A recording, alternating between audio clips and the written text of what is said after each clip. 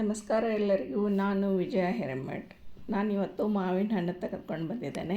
ನನ್ನ ಚಾನಲ್ನ ಸಬ್ಸ್ಕ್ರೈಬ್ ಮಾಡಿ, ಲೈಕ್ ಮಾಡಿ, ಕಮೆಂಟ್ ಮಾಡೋದನ್ನು ಮರೆಯಬೇಡಿ, ಪ್ರೋತ್ಸಾಹಿಸಿ ಕೂಡ. ನಾನು ತೆಗೆದುಕೊಂಡಿರೋದು ಆಪೂಸ್ ಮಾವಿನ ಹಣ್ಣು, ಮನೆಯಲ್ಲೇ ಬೆಳೆದಿರುವಂಥದ್ದು, ಕೃತಕವಾಗಿ ಯಾವುದೇ ರಾಸಾಯನಿಕ ಹಾಕದೆ ಬೆಳೆಸದೆ ಹಣ್ಣು ಮಾಡಿರುವಂಥದ್ದು. 4 ಮಾವಿನ ಹಣ್ಣು ತೊಗೊಂಡಿದ್ದಾನೆ. ಅದನ್ನು ತೊಳೆದು ಸಿಪ್ಪೆ ತೆಗೆದು ಸ್ಕ್ವೀಸ್ ಮಾಡ್ಕೊಳ್ತಾ ಇದ್ದಾನೆ. ಕೈಯಿಂದ ಈ ಥರ ಸ್ಕ್ವೀಸ್ ಮಾಡ್ಕೊಳ್ಬೇಕು. ಮಿಕ್ಸಿಯಲ್ಲಿ ಹಾಕಿದರೆ ತುಂಬ ಪಲ್ಪಿಯಾಗಿ ಬಂದುಬಿಡುತ್ತೆ, ಅದು ಜ್ಯೂಸ್ ಥರ ಆಗಿಬಿಡುತ್ತೆ.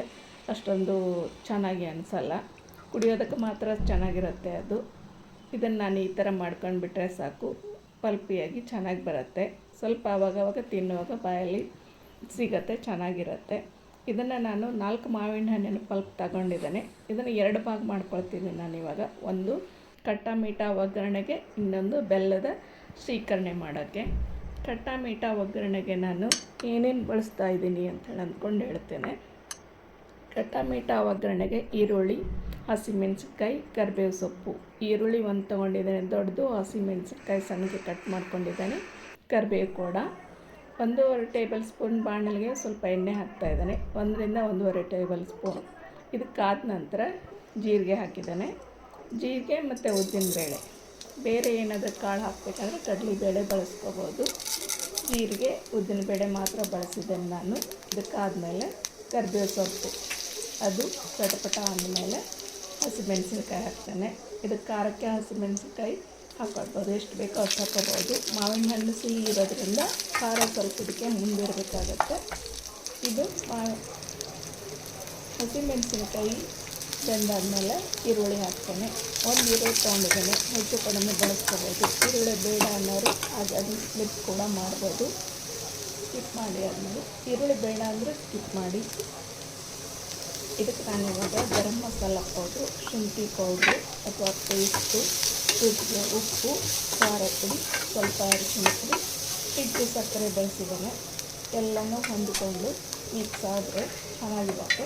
ಈರುಳ್ಳಿ ಸ್ವಲ್ಪ ಬೇಯಬೇಕು, ಬೆಂದರೆ ಚೆನ್ನಾಗಿರುತ್ತೆ. ಇದು ಹಸಿ ವಾಸನೆ ಎಲ್ಲ ಹೋಗುವವರೆಗೆ ಬಾಡಿಸಿ ಕೆಳಗಿಳಿಸ್ಬೇಕಿಲ್ಲ. ಕೆಳಗಿಳಿಸಿ ಸ್ವಲ್ಪ ಆರಿದ ಮೇಲೆ, ಒಗ್ಗರಣೆ ಆರಿದ ಮೇಲೆ ಮಾವಿನ ಹಣ್ಣಿಗೆ ಸೇರಿಸ್ಬೇಕಾಗತ್ತೆ. ಇದನ್ನು ನಾನಿವಾಗ ಆರಿಯಾಗಿದೆ ಮಾವಿನ ಹಣ್ಣಿಗೆ ಸೇರಿಸ್ತಾ ಇದ್ದೇನೆ. ಮಾವಿನ ಹಣ್ಣಿಗೆ ಮಿಕ್ಸ್ ಮಾಡಿದರೆ ಸಾಕು, ಖಟ್ಟ ಮೀಠಾ ಒಗ್ಗರಣೆ ರೆಡಿಯಾಗತ್ತೆ.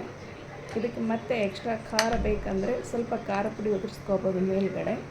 ಹಣ್ಣು ಸಿಹಿ ಜಾಸ್ತಿ ಆಗಿದ್ದರೆ ಸ್ವಲ್ಪ ಖಾರ ಮುಂದೆ ಹಾಕಿ. ಇದನ್ನು ನಾವು ಚಪಾತಿ, ದೋಸೆ, ಪೂರಿ ಎಲ್ಲದಕ್ಕೂ ಬಳಸ್ಬೋದು, ಚೆನ್ನಾಗಿರುತ್ತದೆ. ಚಪಾತಿ ಅಂತೂ ತುಂಬ ಚೆನ್ನಾಗಿರುತ್ತೆ. ನಾನು ಹೆಚ್ಚಾಗಿ ಚಪಾತಿಗೆ ಮಾಡಿರ್ತೇನೆ. ಇನ್ನೊಂದಕ್ಕೆ ನಾನು ಇವಾಗ ಶ್ರೀಕರಣೆಗೆ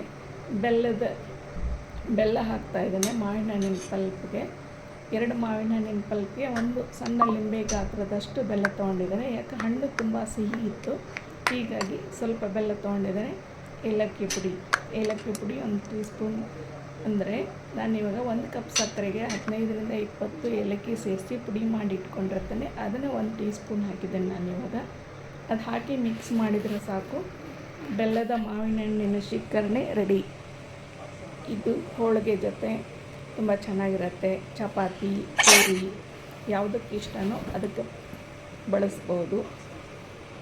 ನಾನಿವಾಗ ಇದನ್ನು ಚಪಾತಿ ಜೊತೆ ಸರ್ವ್ ಮಾಡ್ತಾಯಿದ್ದೀನಿ. ಚಪಾತಿ ಜೊತೆ ಮೊದಲು ಮಾವಿನ ಹಣ್ಣಿನ ಖಟ್ಟ ಮೀಠಾ ಒಗ್ಗರಣೆ ಹಾಕ್ತಾಯಿದ್ದಾನೆ 1 ಬೌಲ್ಗೆ, ಇನ್ನೊಂದು ಬೌಲ್ಗೆ ಮಾವಿನ ಹಣ್ಣಿನ ಶ್ರೀಕರಣೆ ಹಾಕ್ತಾಯಿದ್ದಾನೆ. ಯಾವ್ದು ಬೇಕೋ ಅದನ್ನು ಇಷ್ಟಪಟ್ಕೊಂಡು ತಿಂದರೆ ಆಯಿತು. ಮಾವಿನ ಹಣ್ಣು ಸೀಸನ್ ಆದ್ದರಿಂದ ಯಾವ ಹಣ್ಣು ಸಿಗುತ್ತೋ ಆ ಸೀಸನ್ನಲ್ಲಿ ತಂದು ಮಾಡ್ಕೋಬೋದು.